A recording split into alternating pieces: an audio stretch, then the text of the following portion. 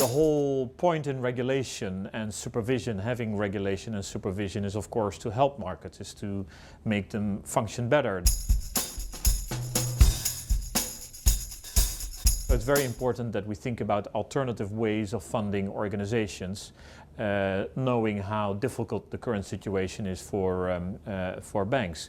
And so policymakers, regulators are thinking how we can use alternative sources of funding of the economy, and clearly private equity can play an important role there.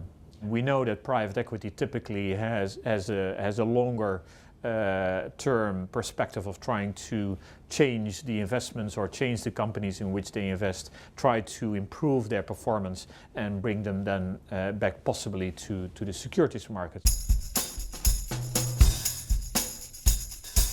We indeed need to look at alternative sources of funding, alternative to the banking system, and in that sense any regulation but also private initiatives which can help in making sure that these alternative sources of funding can work and are effective, I think will be very helpful.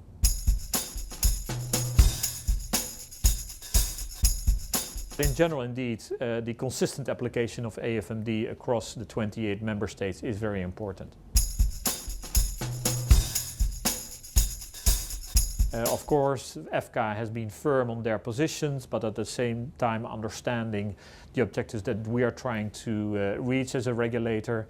And of course, we also try to understand what EVCA and its membership try to reach. In the long term, interests of regulators and financial markets are aligned. Regulators are there and supervision is there to make sure that markets function.